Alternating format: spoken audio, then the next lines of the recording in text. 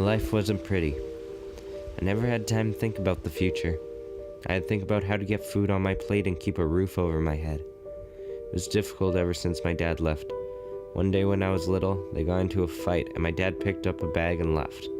Guess my mom thought he would come back after a couple nights, but he never did. My mom's life was in a downward spiral after that, to the point where it was an endless cycle of drinking and crying. You know what that does to an 8-year-old? Her lifestyle had led to sickness, and sickness had led to her death, leaving me all alone. I didn't want to go to a foster home, so I put on a coat and ran.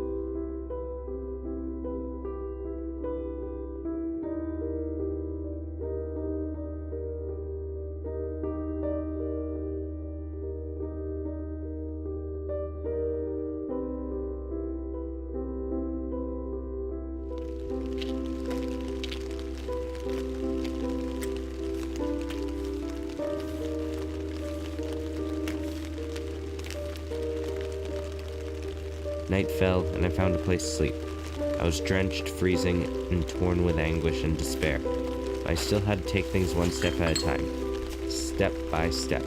I kept saying in my head, just one more day, until finally, after what seemed like years, something good came my way.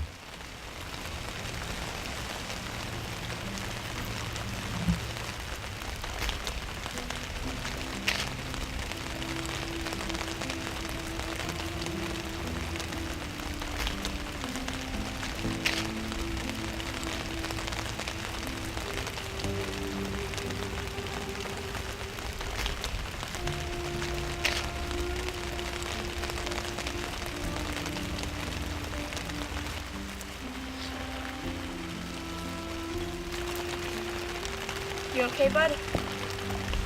What are you doing? I'm helping you. You don't look too good. I'm walking back to my place right now. If you need anything like food or water, you come with me. Okay.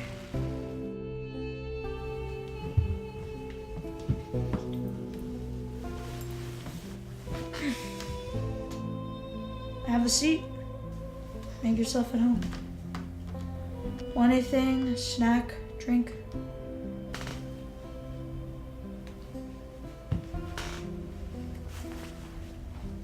I don't know why, but for some reason I trusted him. More than I've trusted anyone ever before, besides my mom. So I told him everything. About my mom, my dad, and everything that happened in between. And he understood. He listened. It was nice to tell someone about all of my struggles. After that day, we hung out a lot. I would go over to his house and play with him, and then I would go home and sleep. That process repeated every day. Race back to my place. You're on!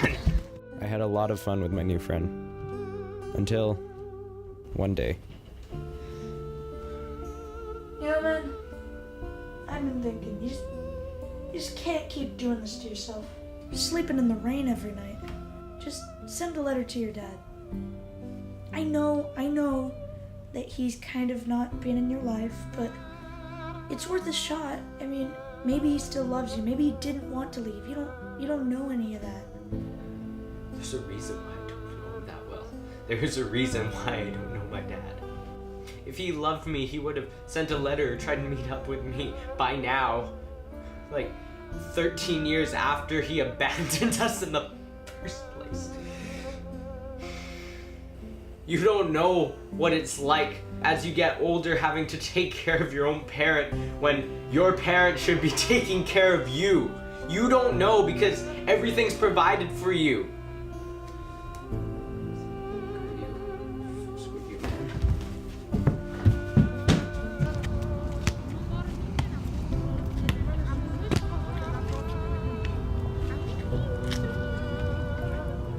I thought about what he said, and I realized that he was the closest person I've ever had to a friend, and I trusted him. So, if he thought I should write a letter to my dad, well, maybe I should. I started writing letters to my father every day. though they never came. I sent one for an entire month, and still there was no answer. I was starting to give up when suddenly a miracle happened.